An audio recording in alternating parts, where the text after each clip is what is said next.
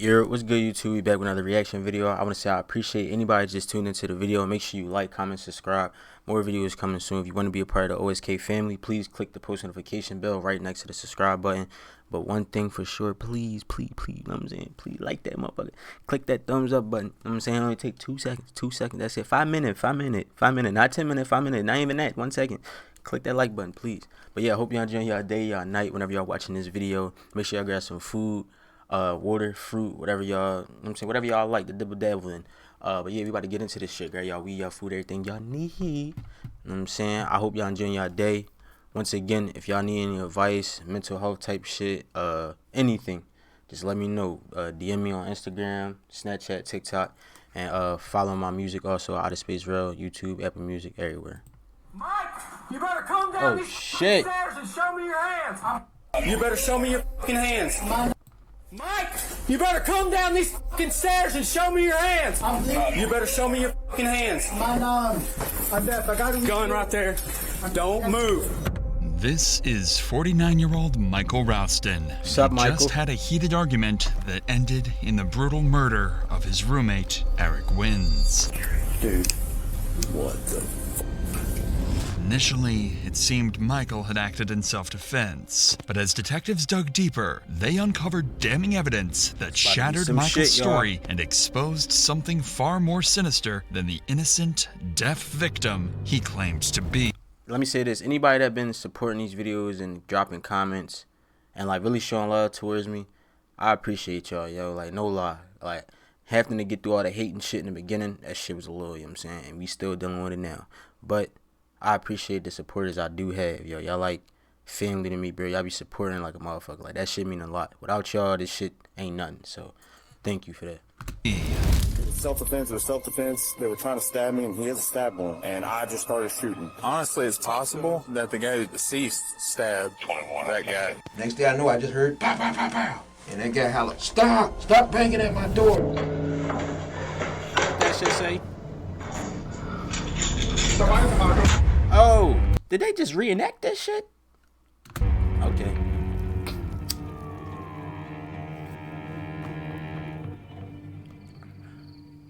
The town of Longview's night of terror would begin when police received a call from a distressed man reporting that shots had been fired during a violent clash between his roommates. The man was pleading for police to show up immediately. Officers would be quickly dispatched, clueless of what they were about to walk into.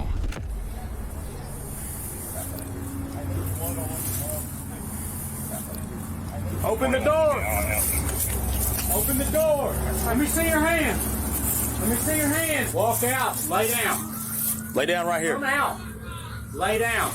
Lay down. Lay down? Lay down. Hey, Longview Police. Longview Police. Hey, I got it.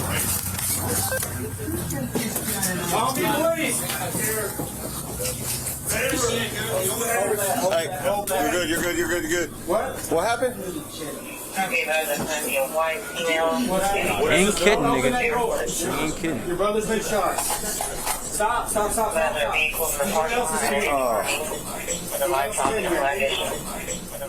Upon entering the house, officers found an unidentified man bleeding heavily on the bathroom floor. The victim told police that his attacker not only stabbed him, but shot his brother as well. These terrifying just going around whacking everybody in the crib. Accounts prompted officers to cautiously divide into teams, preparing to advance and search for the potentially shot victim. Hey, let's go around back. We're gonna go around back. This way. There's a door. Okay, is there? Okay.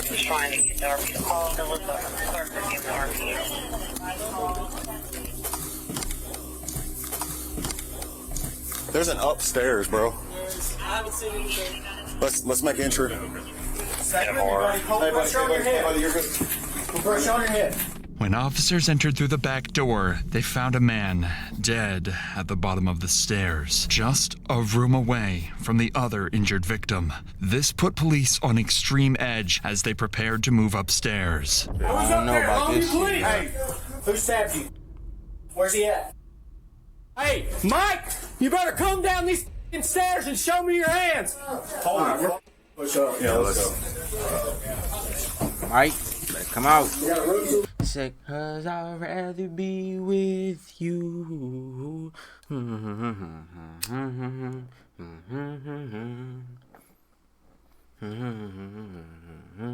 Alright, let's get into this. My fault. That sometimes the intrusive, the thoughts, sometimes you just gotta let that shit out. I don't know if I got ADHD or something, but sometimes I just be had to push. I know what I'm saying. You know what I'm saying. What I'm saying. You better show me your hands. My arm. Show me your hands. Hold that. I'm bleeding. Don't you move. I'm bleeding. I'm deaf. I got a Gun right there. Don't move. This is 51-year-old Michael Ralston, another resident of the building, and the supposed attacker. Don't move. Move, buddy. Don't move. You got him. Yeah. Hold on. Get here a little bit. Come over here. Oh, no. Hold this. Hold this. Yeah, I got the gun right here. He partially deaf, or he got hearing aid in. That nigga can hear it a little bit. You know what I'm saying? You have any other weapons on you? No, sir. The guy downstairs attacked me. Okay. I Okay. bang out the door.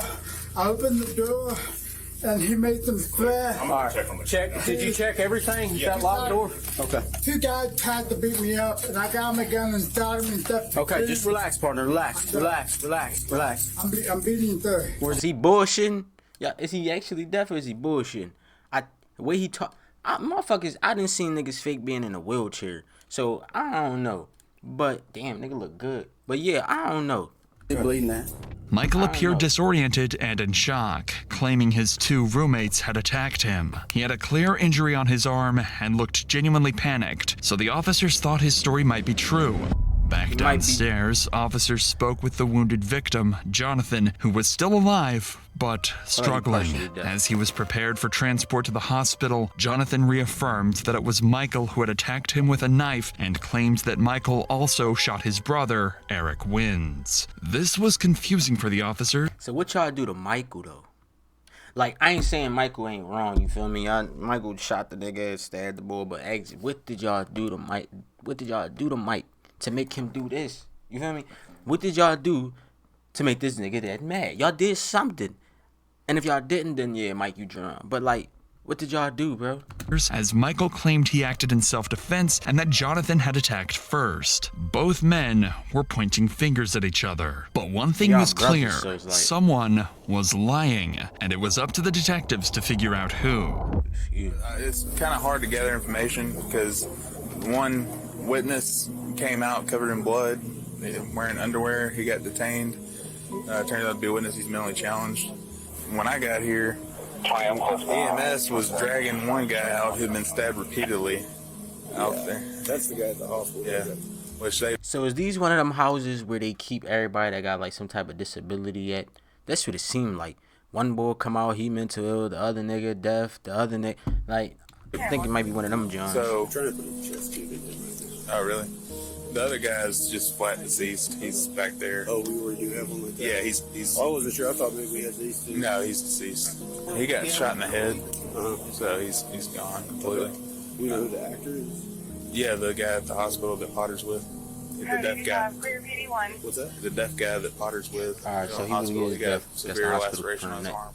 To make sense of the situation, officers needed to establish the circumstances surrounding the shooting and what led up to it. But with Jonathan in critical condition, he was in no state to be interviewed yet. So for now, detectives decided to sit with Michael for a formal interview, hoping his statement could establish a clear timeline of events and shed light on what had really happened. Here's what he told detectives.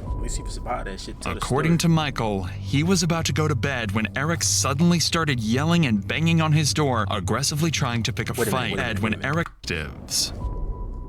According to Michael, he was about to go to bed when Eric suddenly started yelling and banging on his door, aggressively trying to pick a fight. Michael stated he had no idea why Eric wanted to fight. Then suddenly, Eric kicked in Michael's door, swinging it wide open. Quickly, Jonathan, Eric's brother, rushed in to attack Michael. They struggled, but Michael was able to pick up his gun and go to reload it. However, Jonathan managed to kick Michael's gun away before any bullets were fired. That, he said, was why he pulled out a knife from his pocket and began stabbing. My man Michael was strapped. That nigga said, he like me, he said gun and knife.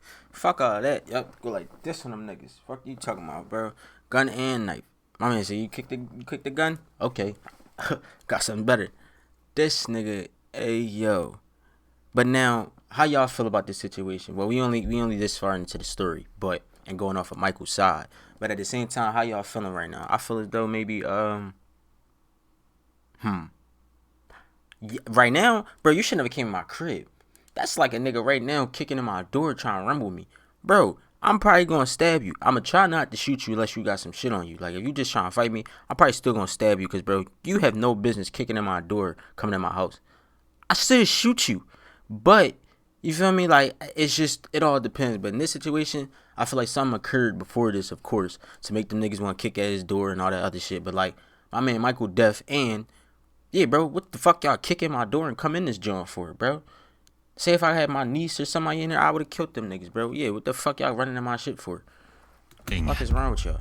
Throughout his account, he would repeatedly insist, I was scared for my life. What I did was self-defense. Michael's claim... But boy didn't come in there with a deadly weapon, that's the thing. But also, you intruded another nigga's space for what? You kicked in my door, even if you ain't have a gun on. That's where you went wrong at. Like, if he was to just rumble him, fighting him and shit, cool.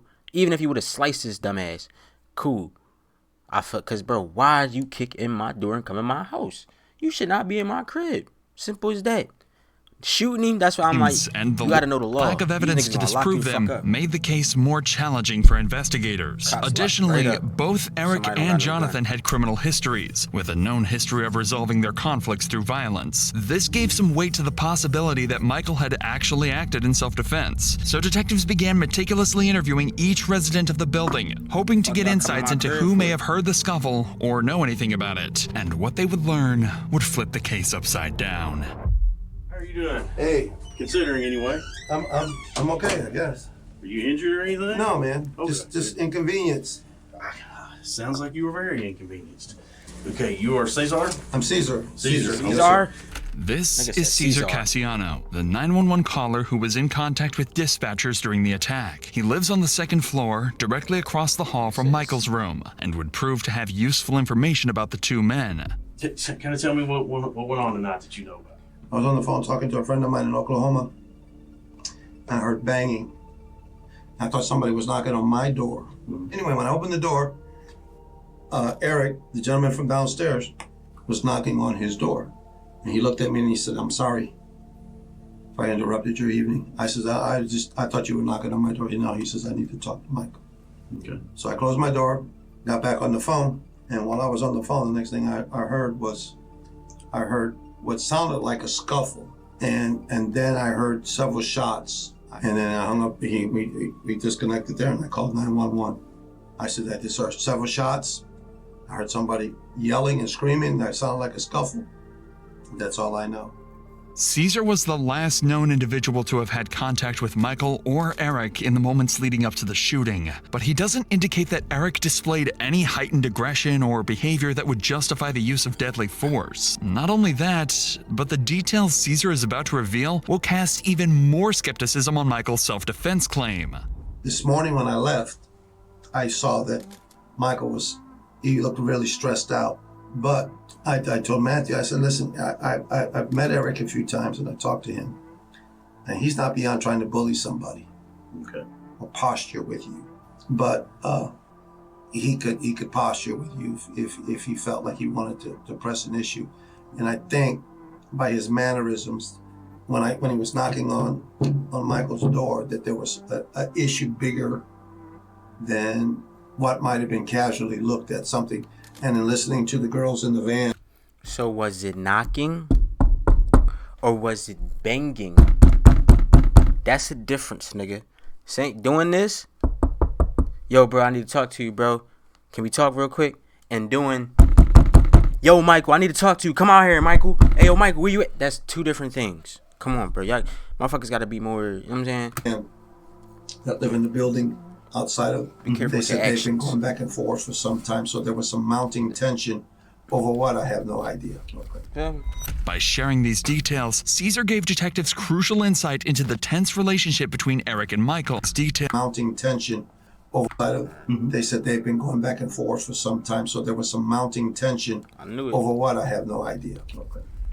By sharing these details, Caesar gave detectives crucial insight into the tense relationship between Eric and Michael. Later interviews with neighbors and other witnesses revealed strikingly similar accounts. Initially, Michael's story seemed to add up. If it had really been 2 against 1, with Michael being noticeably smaller than both Eric and Jonathan, it was plausible that he felt the need to use lethal force to defend himself. But there were a couple things that didn't quite make sense. Firstly, there was no damage to Michael's apartment door, despite his claims that— See, so now that's where it's wrong at, bro. You open the door, let them niggas in, y'all had a conversation, and then you start stabbing and shooting. That's where you wrong at. Now, if them niggas actually would have kicked in his door and ran in that John, then he would have had the right to, you know what I'm saying, do what he had to do, because why y'all kicking in my shit? But as we see right here, that probably didn't fucking happen. So, like, yeah. That Eric kicked it in. Secondly, neither Eric nor Jonathan had weapons on them. The only weapons involved in the scene had belonged— You can't shoot a nigga. Let's say, alright, any cops watching this, please tell me if I'm wrong, or lawyers, whoever. You know what I'm saying? Alright, I know certain states is different, but in this situation, I know, nigga, if somebody's coming in the crib, like I said, yeah, I would want to shoot them.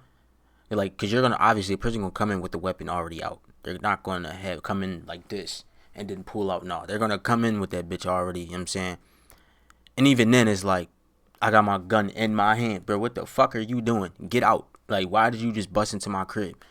But at the same time, like I said, if he had no gun on him, I mean, no weapon on him, like, no gun, no knife, and you just shot the nigga repeatedly and all that too, bro, you're cooked because he didn't have no gun. That's like if somebody break into your house and they turn around and they're leaving out and they get the walking out. You're not supposed to shoot them. Once their back is turned, showing that they're leaving the situation, you're not supposed to shoot the nigga. Because then what the cops gonna say is they was leaving and you still chose to shot. You still choose to shoot the, like, you know what I'm saying? It's different if they in your crib and, you know what I'm saying, they shooting, y'all banging it out and they running out. But you know, you shooting at them while they going down the, that's different, I feel like. But if they already are walking out your house, running out your house, and you continue to run out the house or shoot from the door and shoot them in the back while they running down the street, bro, you can go to jail for that shit, bro, because they're trying to leave. So you're still pressing the situation. But if you leave it alone, it's different. This shit, he shouldn't have been shot, bro. I would have stabbed his ass. I would have either cut that nigga or sliced him, because that's less of a charge.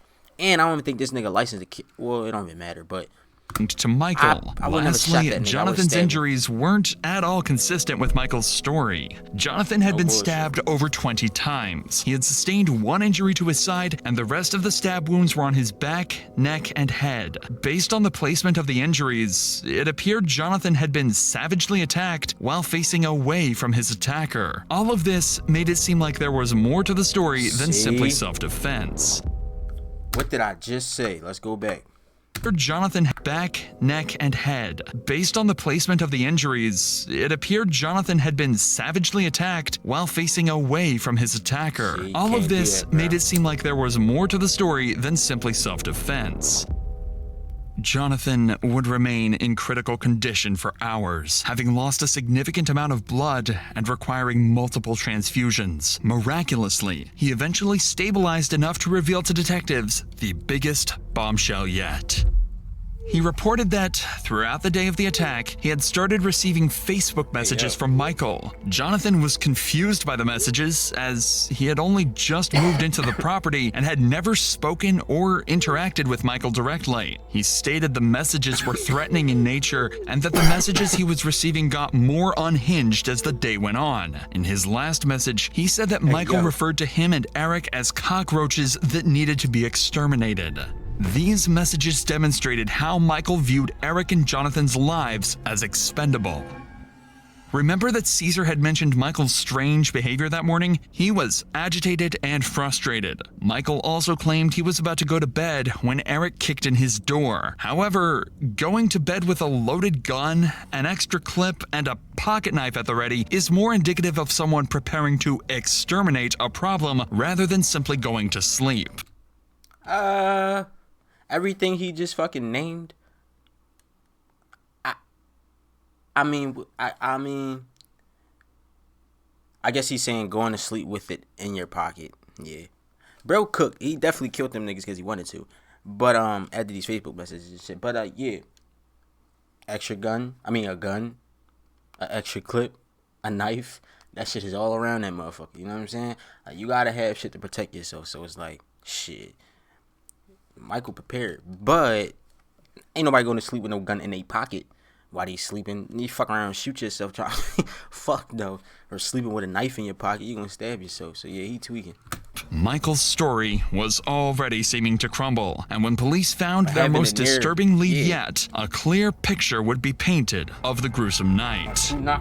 Next to Eric's body, police had discovered his iPhone, and as it turns out, Eric had recorded the entire attack. This changed everything. It was now clear this wasn't self-defense. This had been done in pure rage. Sorry, dude. I'm deaf, knock loud. Do not talk to me or holler my name before I open the door because I can't open through doors. I can't. What? I can't. What? I can't. I see PREAD. Maybe I'm tripping. Sorry. I can't speak through doors. Lip read through doors. Oh, there we go. Okay, I see it. I can't lip read through doors. Wait till I open the door before you open your mouth. What, nigga? Oh yeah. Oh yeah. You want me to bang all right? Now I know why they did. That shit would have been like bang bang bang bang bang bang bang bang bang. Bitch ass Michael, open the fucking door. Can you hear me now? Can you hear me now? Can you hear me now? Since you wanna, what the fuck is wrong with you? Yeah, nah, bro. Michael, I was on your side in the beginning. You tweaking, bro. You tweaking. I would have ripped that fucking sign. I wouldn't even ripped it off. I would have just banged on that bitch louder than a motherfucker. Oh, he recorded it.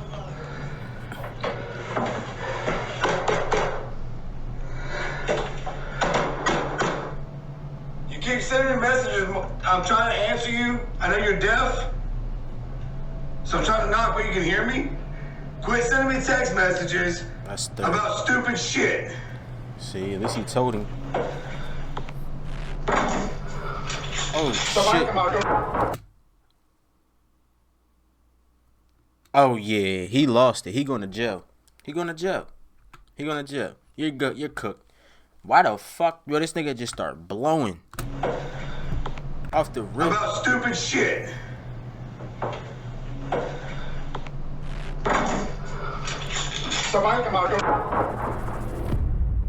Wow. The video completely contradicts Michael's rendition of events and certainly disproves any claim of self-defense he had. There were no threats, no kicking down of doors. Jonathan wasn't even involved until he heard the gunshots. Based on the video, Eric wasn't even at Michael's door when he opened it. He was near the bottom of the staircase. Eric was not a threat.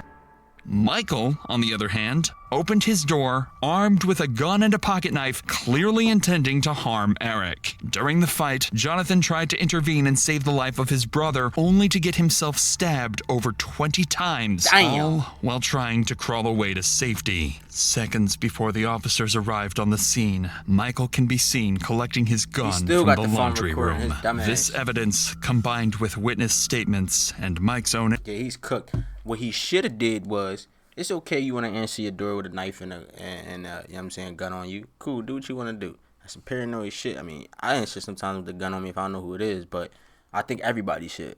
If you don't know who is at that motherfucking door, or you not expecting somebody, go to that door with a gun on you or a knife. Definitely if it's late at night, or I don't give a fuck what time of day it is. Honestly, 8 o'clock, 9 o'clock in the morning, 10 o'clock in the morning, shit can happen whenever, wherever, however. I don't let shit go past. Like, I don't, this life shit not a fucking game. So, yeah, I will always answer the door with something around if I don't know who it is or not expecting something. But that's just me. So, yeah, answer the door like that, cool. But for you to open the motherfucker and just start shooting at the nigga, you're tripping, bro. You should have opened that motherfucker and say, yo, bro, my fault about sending a message or something. But obviously, that's not what he wanted to do. He already had intentions. They was dirty cockroaches from the jump. So, yeah. An interview would be enough to prove his guilt. Michael discharged his weapon 7 times, and 6 out of 7 of those shots hit Eric. Due to the placement of those wounds, there had been no chance of Eric surviving his injuries. Jonathan was stabbed over 20 times, all the while begging Michael to stop. EMS stated that Jonathan nearly died multiple times, and if first responders had even been a minute later, wants to know why he survived. He tried to save his brother. Real nigga. He would have bled out. Excuse me. First responders had even been a minute later, he would have bled out. Michael Ralston would ultimately be charged with the murder of Eric Wins and the aggravated assault of Jonathan Dillard. When presented with the phone recording Eric captured, Michael pleaded guilty and was sentenced like, why, nigga? To 30 years in prison. Like, why, nigga? He gonna die in that bitch. But yeah, like, why? You start texting, you mad that they moved into that joint. It seemed like a place for criminals. Like, everybody that got some type of, you feel me? Like a halfway house type of situation they in. Like, or not even that, but everybody got their own apartment, but it's an apartment for offenders and shit like that. But yeah, bro, like, you ain't like the fact they came in that joint, and now they dirty cockroaches and all types of shit. You found their Facebook and everything. Like, and then you just smoke. That shit crazy. Y'all be careful out here, man. Watch y'all back. Yeah, like I said, definitely the women out there, keep weapons on y'all, please. It's a mace, a gun. It's a mace, a gun, a knife. It's something, a fucking lock in the sock, something, bro. Cause these niggas is wildin'. Bitches be wild. Everybody in general. You don't even know if a fox might run up on you one day. You don't want to shoot him, but at the end of the day, you'd rather hit that motherfucker than let it bite you. So yeah. Answering that door, going outside, be careful, man. Make sure y'all got something on y'all to protect yourselves. Don't just be out here crashing out doing stupid shit. Just you're gonna go to jail. So you gotta be smart about what you do before you do it. Think before you do. But yeah, y'all have a good day. Be safe out this John. And yeah, man, like the video, please. Follow social media, and we out.